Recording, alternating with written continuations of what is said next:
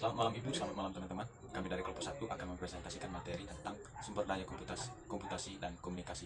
Waktu selanjutnya saya berikan kesempatan kepada pemateri 1. Yang pertama, peranti keras. Komputer memiliki bermacam-macam kecepatan dan harga, namun semua memiliki fitur-fitur yang umum. Fitur yang menjadi perhatian kita adalah yang pertama, prosesor, yang kedua, memori, yang ketiga, kapasitas penyimpanan, yang keempat, alat-alat input, yang kelima, alat-alat output, dan yang keenam, multimedia. Alat-alat komputasi pribadi. Komputasi pribadi telah lama dihubung-hubungkan dengan komputer mikro. Bahkan komputer mikro pada awalnya disebut komputer pribadi. Beberapa fitur yang membuat menarik khususnya bagi komputasi pribadi adalah usia baterai yang panjang sebelum diisi ulang, akses jaringan nirkabel, kemampuan untuk melakukan sinkronisasi file data dengan sumber daya komputer yang lain, dan tampilan layar kecil namun fungsional. Yang pertama, telepon seluler dengan pesan dan video interaktif. Yang kedua, telepon seluler cerdas. Yang ketiga, jaringan rumah. Yang keempat, keamanan komputasi rumah.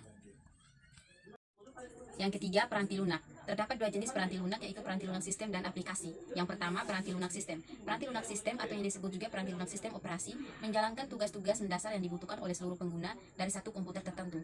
Tugas-tugas ini berhubungan dengan peranti keras dan bukan dengan aplikasi yang dikerjakan oleh perusahaan atau pengguna. Yang kedua, peranti lunak aplikasi. Peranti lunak ini biasanya memperkenankan pengguna untuk melakukan penyesuaian-penyesuaian kecil guna menyesuaikannya terhadap kebutuhan-kebutuhan khusus yang mungkin mereka miliki. Yang ketiga, peranti lunak yang mudah digunakan pengguna.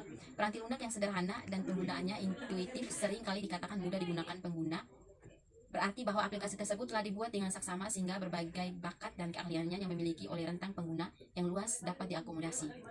Yang keempat, komunikasi. Satu, koneksi publik. Modem telepon menghubungkan sekitar setengah komputer rumah ke internet pada kecepatan 56 kbps atau 56.000 bit per detik. Komunikasi data digital yang berbeda dari komunikasi suara menggunakan paket. Paket adalah satu bagian dari data total yang akan dikomunikasikan, digabungkan dengan alamat komputer yang dituju, alamat komputer pengirim, dan informasi pengendalian lainnya. Yang kedua, saluran pribadi. Saluran pribadi adalah suatu sirkuit yang selalu terbuka untuk lalu lintas komunikasi Anda. Istilah-istilah saluran siwaan dan saluran khusus juga dipergunakan. Terdapat dua jenis saluran pribadi yang populer, yaitu saluran T1 dan T3. Yang ketiga, jaringan pribadi maya. Untuk dapat menikmati keamanan dan kecepatan saluran pribadi, namun tetap dapat mempergunakan jaringan internet yang berbiaya rendah, dapat memiliki VPN sebagai pilihannya atau jaringan pribadi maya. 4. Komunikasi jaringan. International Organization for Standardization didirikan pada tahun 1946. Organisasi ini menciptakan arsitektur standar interkoneksi sistem terbuka atau Open System Interconnection atau SOI bagi koneksi-koneksi jaringan. Yang kelima, protokol untuk komunikasi komputer. Komputer pada awalnya tidak dirancang untuk berbagi data dengan komputer lain dan hanya dengan terminal-terminal. Terminal adalah suatu alat yang tidak memiliki ruang penyimpanan atau prosesor. Yang keenam, paket. Paket adalah data suatu bagian dari data total yang dikomunikasikan digabungkan dengan alamat komputer yang dituju, komputer pengiriman, dan informasi kendali lainnya. Yang ketujuh, alamat jaringan internet. Alamat IP adalah 4 bagian kumpulan angka atau masing-masing antara 0 hingga 225 yang dipisahkan oleh titik. Bagian-bagian tersebut akan menunjukkan jaringan host, subjaringan, dan komputer yang sedang dituju. Jenis-jenis jaringan. Yang pertama, jaringan area lokal atau local area network. Jaringan area lokal atau local area network atau LAN adalah sekelompok komputer dan alat-alat lainnya seperti printer yang koneksi atau satu media yang sama. Media ini biasanya berupa kabel tembaga, namun dapat berupa nirkabel serta optik atau media-media lainnya. Jaringan area metropolitan atau metropolitan area network atau MAN adalah suatu jaringan yang memiliki batas jarak fisik sebesar kurang lebih dari 30 mil. Jaringan area luas atau wide area network atau WAN digunakan untuk menghubungkan komputer-komputer dan alat-alat lainnya ketika jaraknya melebihi batas LAN dan MAN. 2. Internet. Internet telah memberikan dampak yang jauh lebih besar pada komunikasi berbasis komputer daripada perkembangan yang lainnya.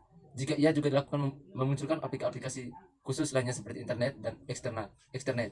Sederhananya, internet hanya sekumpulan jaringan yang dapat disatukan bersama. Jika Anda memiliki satu LAN di satu suite kantor dan satu LAN bagi suite kantor lainnya, Anda dapat menggabungkan keduanya sehingga menciptakan suatu internet atau internet bersifat umum. Konvergensi komputasi dan komunikasi. Alat-alat komputasi dan alat-alat komunikasi kini saling menyetarakan fitur-fitur yang dimiliki di antara keduanya. Kemungkinan yang ada dibatasi oleh usia baterai, kecepatan komunikasi, dan keamanan, ukuran, tampilan, dan keyboard, serta imajinasi pengguna. Komunikasi organisasi vertikal sebagai pemodelisasi pengaruh kualitas sumber daya manusia, budaya, organisasi, dan teknologi informasi pada penerapan standar akuntansi pemerintahan berbasis akrual atau studi kasus pada Badan Keuangan dan Aset Daerah Kabupaten Progo Sri Ayan oleh Nunvina Saputri, alumni Fakultas Ekonomi UST. Pendahuluan, organisasi sektor publik di seluruh dunia telah terlibat dalam strategi perubahan kelembagaan, organisasi, dan manajerial dalam rangka memenuhi kebutuhan yang semakin meningkat akan akuntabilitas keuangan, efisiensi, dan efektivitas USUMA 2013. Menurut Yavia 2013, dalam rangka memenuhi kebutuhan hal tersebut, maka penting bagi penyelenggaraan laporan keuangan pemerintah dalam menggunakan basis akuntansi yang tepat untuk memperoleh kualitas laporan keuangan yang baik. Oleh karena itu, perlu dipertimbangkan dengan tepat mengenai basis akuntansi yang digunakan. Penerapan akuntansi pemerintahan berbasis akrual merupakan isu yang menarik untuk diteliti, dikarenakan adanya kewajiban bagi seluruh entitas untuk menerapkannya paling lambat tahun 2015. Setelah mengalami penundaan dari tahun 2008, permasalahan yang terjadi sampai sekarang di tahun 2017 adalah satuan pemerintah daerah sudah menerapkan SAP berbasis akrual dalam rangka pengelolaan keuangan daerah, akan tapi masih banyak kendala yang dirasakan oleh para satuan kerja pemerintah. Padahal standar akuntansi pemerintah berbasis akrual ini sudah diterapkan penuh sejak tahun 2015 yang lalu. Nanda Santori, pengaruh kualitas SDM pada penerapan SAP berbasis akrual. Menurut Hasabuan 2003, sumber daya manusia adalah semua manusia yang terlibat di dalam suatu organisasi dalam mengupayakan terwujudnya tujuan organisasi tersebut. Menurut Raharjo 1993, kualitas sumber daya manusia tidak hanya ditentukan oleh aspek keterampilan atau kekuatan tenaga fisiknya saja, akan tetapi jika ditentukan oleh pendidik atau kadar pengetahuannya, pengalaman atau kematangannya dan sikapnya serta nilai-nilai yang dimilikinya, didukung dengan penelitian yang dilakukan oleh Inzilah 2015 dan Sukadan dan Mimba 2015 yang menyatakan bahwa kualitas SDM berpengaruh terhadap kesiapan pemerintahan dalam menerapkan standar akuntansi pemerintah berbasis akrual. Berbeda dengan penelitian Sari dan kawan-kawan 2016 menyimpulkan bahwa kompetensi SDM tidak berpengaruh terhadap keberhasilan penerapan akuntansi berbasis akrual berdasarkan standar akuntansi pemerintah. Pengaruh budaya organisasi pada penerapan SAP berbasis akrual. Azwan 2015 mendefinisikan budaya organisasi sebagai sebuah sistem makna bersama yang dianut oleh para anggota yang membedakan suatu organisasi dari organisasi-organisasi lainnya. Di dalam penelitiannya juga ditemukan bahwa di dalam lingkungan kerja sektor pemerintahan sangat diperlukan budaya organisasi yang selalu memperlihatkan mereka sebagai bagian dari aparatur negara yang memiliki atau kemauan bekerja keras atau disiplin di dalam melakukan pekerjaan. Hipotesis 2, budaya organisasi berpengaruh positif pada penerapan SAP berbasis akrual. Berikutnya, pengaruh teknologi informasi pada penerapan SAP berbasis akrual. Teknologi informasi adalah istilah umum yang menjelaskan teknologi apapun yang membantu manusia dalam membuat, mengubah, menyimpan, dan mengkomunikasikan informasi. Dalam organisasi pemerintahan, pemanfaatan teknologi informasi sangat diperlukan untuk mendukung keberhasilan pengolahan data. Hipotesis 3, teknologi informasi berpengaruh positif pada penerapan SAP berbasis akrual. Berikutnya, komunikasi organisasi vertikal sebagai pemoderasi pengaruh kualitas SDM pada penerapan SAP berbasis akrual. Sumber daya manusia yang kurang memadai menjadi masalah klasik dalam pengelolaan keuangan negara. Hal ini meliputi sumber daya manusia yang tidak kompeten dan cenderung tidak peduli terhadap perubahan. Kualitas sumber daya manusia diukur dari kemampuan pengetahuannya. Hipotesis 4, komunikasi organisasi vertikal memperkuat pengaruh kualitas SDM pada penerapan SAP berbasis akrual. Berikutnya, komunikasi organisasi vertikal sebagai pemoderasi pengaruh budaya organisasi pada penerapan SAP berbasis akrual. Menurut Stein 1992, budaya organisasi adalah pola dasar yang diterima oleh organisasi untuk bertindak dan memecahkan masalah, membantu karyawan yang mampu beradaptasi dengan lingkungan, dan mempersatukan anggota-anggota organisasi. Budaya organisasi menentukan sikap seseorang untuk menerima atau menolak adanya perubahan serta mempengaruhi perilaku seseorang dalam melakukan pekerjaannya. Hipotesis 5, komunikasi organisasi vertikal memperkuat pengaruh budaya organisasi pada penerapan SAP berbasis akrual. Berikutnya, komunikasi organisasi vertikal sebagai pemoderasi pengaruh teknologi informasi pada penerapan SAP berbasis akrual. Teknologi informasi adalah istilah umum yang menjelaskan teknologi apapun yang membantu manusia dalam membuat, mengubah, menyimpan, dan mengkomunikasikan informasi. William dan Sawyer dalam Haryanto 2012. Berdasarkan PP nomor 71 tahun 2010 tentang SAP, sistem akuntansi pemerintah adalah serangkaian prosedur manual maupun yang berkomputerisasi mulai dari pengumpulan data, pencatatan, pengiktisaran, dan pelaporan posisi keuangan dan operasi keuangan pemerintah. Hipotesis 6, komunikasi organisasi vertikal memperkuat pengaruh teknologi informasi pada penerapan SAP berbasis akrual. Pengaruh kualitas SDM, budaya organisasi, teknologi informasi, dan komunikasi organisasi vertikal pada penerapan SAP berbasis akrual. Sumber daya manusia yang berperan penting di dalam pencapaian tujuan organisasi. Dengan adanya SDM yang berkualitas sangat memungkinkan jika penerapan SAP berbasis akrual dapat berjalan dengan baik. Menghadapi tantangan perubahan SAP berbasis aktual tersebut, budaya organisasi berperan sebagai sumber kekuatan penting yang diyakini dan dianut secara luas, yang mana bisa membentuk karyawan mudah beradaptasi dengan praktik-praktik baru yang ada dalam SAP berbasis aktual. Hipotesis 7, kualitas SDM, budaya organisasi, teknologi informasi dan komunikasi organisasi vertikal berpengaruh secara simultan pada penerapan SAP berbasis aktual. Metodologi penelitian. Yang pertama, sifat penelitian. Sifat penelitian ini adalah penelitian kualitatif dengan menggunakan metode survei, yang mana data pokok dari sampel suatu populasi dikumpulkan dengan menggunakan instrumen kuesioner di lapangan. Yang kedua, pengembangan instrumen penelitian. Dalam penelitian ini, penelitian mengukur variabel independen, moderating, dan dependen menggunakan kuesioner.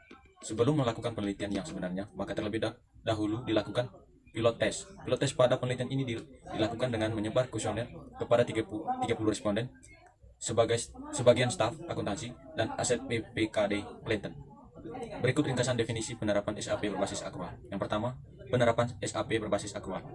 Berdasarkan Peraturan Pemerintahan Nomor 71 Tahun 2010, SAP berbasis aktual adalah SAP yang mengakui pendapatan, beban, aset, utang, dan ekuitas dalam pelaporan finansial berbasis aktual, serta mengakui pendapatan belanja dan pembiayaan dalam pelaporan pelaksanaan anggaran berdasarkan basis yang ditetapkan dalam APBN atau APBD. Yang kedua, kualitas SDM. Manusia sebagai sumber daya adalah makhluk yang unik dan kompleks, yang bekerja di lingkungan sebuah perusahaan harus diperlakukan dengan kualitas kehidupan kerja atau QVL yang baik agar memungkinkannya bekerja secara efektif, efisien, produktif, dan berkualitas. Yang ketiga, budaya organisasi. Menurut Wirawan, budaya organisasi didefinisikan sebagai norma, nilai-nilai, asumsi, kepercayaan, filsafat, kebiasaan organisasi, dan sebagainya, yang dikembangkan dalam waktu yang lama oleh pendiri, pemimpin, dan anggota organisasi, yang disosialisasikan dan diajarkan kepada anggota baru, serta diterapkan dalam aktivitas organisasi. Yang keempat, teknologi informasi. Menurut William dan Xavier 2003, dalam Sutabri 2014, teknologi informasi adalah teknologi yang menggabungkan komputasi atau komputer dengan jalur komunikasi berkecepatan tinggi yang membawa data, suara, dan video. Yang kelima, komunikasi organisasi vertikal. Komunikasi vertikal adalah arus komunikasi dua arah timbal balik yang dalam melaksanakan fungsi-fungsi manajemen memegang peran yang sangat vital. Komunikasi vertikal merupakan proses komunikasi yang dilakukan dari atasan ke bawahan dan sebaliknya. Komunikasi ke atas menurut Gursanto 2001, komunikasi ke atas adalah komunikasi yang terjadi dari bawahan kepada atasan. Populasi sampel dan teknik pengambilan. Populasi dalam penelitian ini adalah BKAD Kabupaten Kulon Progo. Sampel yang digunakan adalah sebagian staf BKAD Kabupaten Kulon Progo sebanyak 40 responden. Pada penelitian ini dilakukan teknik pengambilan sampel dengan menggunakan simply random sampling, yaitu pengambilan anggota sampel dari populasi dilakukan secara acak tanpa memperhatikan strata yang ada dalam populasi itu.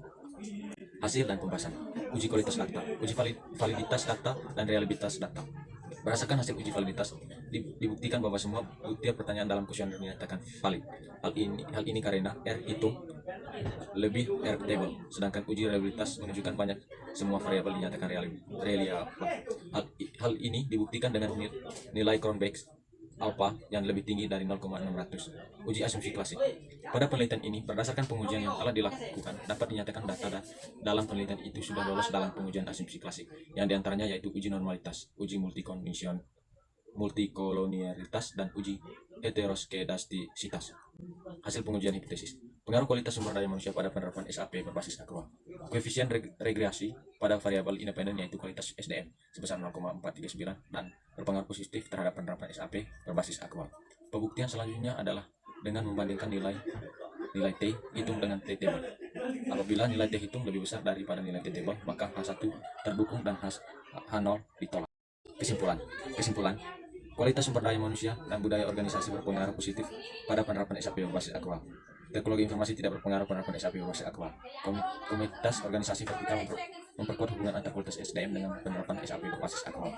Berikut komunikasi organisasi vertikal tidak memodernisasi hubungan antara budaya organisasi dan teknologi informasi pada penerapan SAP berbasis aktual.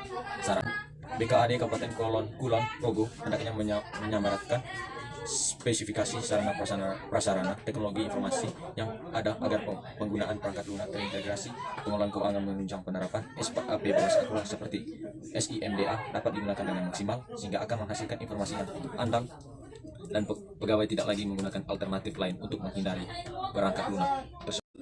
Itu saja materi dari kami, sekian dan terima kasih.